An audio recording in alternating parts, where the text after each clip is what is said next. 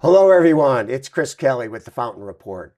I have Dr. Breanna Demaline with me today. We are thrilled to have her with us. She is a practicing veterinarian from Texas, and many of you probably know her because she's the managing editor of the Veterinary Student Insider. Welcome.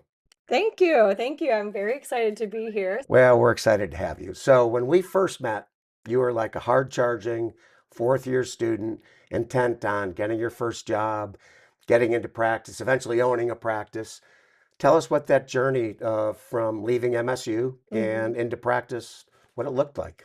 Yeah, so you're right. In veterinary school, I was at every meeting, every business opportunity. I was in VBMA on both a membership level, a regional level, and got very involved in that. Had my year 1, 3, and 5-year goals of practice ownership. But coming out, I was really intent on finding the right job for me that would set me up really for success. And I did find that job in Michigan. I graduated from Michigan State, so that was really nice. I didn't have to go very far for finding that really great job that set me up for success. And I had talked with my the medical director of that practice about all my goals, and she was there for me. She was excited for me, but she kind of put in my ear of just see what it's like first, see what it's like to be a veterinarian. And I was like, yeah, yeah, yeah, great. So I started, but boy, I was not prepared for how much it really means to be out in the real world, essentially. And had a really great opportunity to be a part of a mentorship program for 8 weeks, but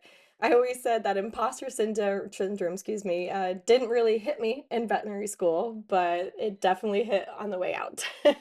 So tell us a little bit more about that first year of practice in Michigan. Challenges, Mhm. surprises, things you didn't expect coming out of veterinary school. Yeah, it seems really silly, but I did not expect how much you need to know. And it seems so, makes me seem like I had a high ego in veterinary school, but I knew there was going to be a big learning curve. And coming out of my, 8-week mentorship program that I had with that hospital specifically, and I had all those support at that hospital, but coming out and starting the first time alone, where it's your name on every single paper, it's your name after you sign prescription things, it just, there's a lot more weight to that. And I remember sitting in my chair saying, gosh, I don't have time for anything else. Like I need to just learn to be a veterinarian. And my mentor at that practice who was going to help me with the business side, I had messaged her and was like, I think you're right. I think I need to take 3 steps back and just learn to be a doctor first. Sure. So you moved down to the great state of Texas, I did. probably for the warmer winters, but maybe Mhm. for other things too. What's that move been like, personally and professionally? Yeah, it definitely was a big leap of faith for me. I didn't know anyone in Texas when I went, and I was very grateful for my practice in Michigan. If I could have moved them to Texas, I would have in a heartbeat. But I was looking for just a city that could provide me more opportunity, more growth personally, and just meeting people, and yes, the weather. Yep. So I had interviewed at a lot of hospitals down there and found an independently owned hospital that I really enjoyed. But for only being a year out veterinarian, moving many, many states away where I don't know anyone was a big challenge. It's been great. My new hospital has tons of mentors for me that I can ask questions and learn from, but it's been a very big learning curve. And through that experience, I've been watching my independently owned hospital and kind of just reevaluating what do I want out of life and what do I want for myself, both professionally and personally. And it's kind of changed my opinion in terms of practice ownership and watching, you have to be married to that practice and available at all times. And at one point, I said, yeah, no problem. But it looks a bit differently when you have new things to learn every single day. And now I'm coming up on 2 years of being a veterinary school, and there's still so much for me to know.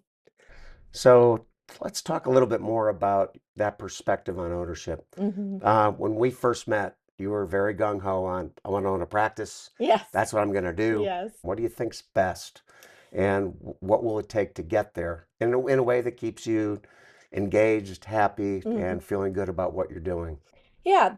Great question. In terms of everything, I wouldn't say it's completely out of question for me at this point, but I think it's also important for me to take a look at, again, what I want out of life and where that's going to lead me in the future. And why did I want to be a practice owner to begin with? And looking back on the reasons why, it was because I wanted to create a culture that inspired growth and empowered all the workers and wanted everyone wants to come to work. It was also about, just giving back to the community and being able to support the community and, access to care and that kind of thing. And so I can still do that without practice ownership, but it's not, I wouldn't say it's completely out of the question, but it's definitely something where I've definitely taken a few steps back to just learn to be a great veterinarian first, continue to learn to be a great leader within the community that I have and the veterinary support that I have. And if those opportunities arise, or I'll be honest, if I go seek them, because I probably will, Yeah. I might take it up. But I don't know. I don't have a set plan for me. And it's kind of freeing in a way where in veterinary school, I was so strict about, this needs to happen in year one, this needs to happen by year 3 and 5. And I had mentors tell me, yeah, that's great, but you're young, you'll figure it out. And they were right that it just need to take time to learn to be a vet and also just experience life again. Well, I think that's great advice, Dr. Demoline. We're very happy you came on the program and shared with us. So let's do this again sometime in the future, maybe a couple years from now, and we'll see how things have changed. Absolutely. I'm excited to see what that looks like. Thank you.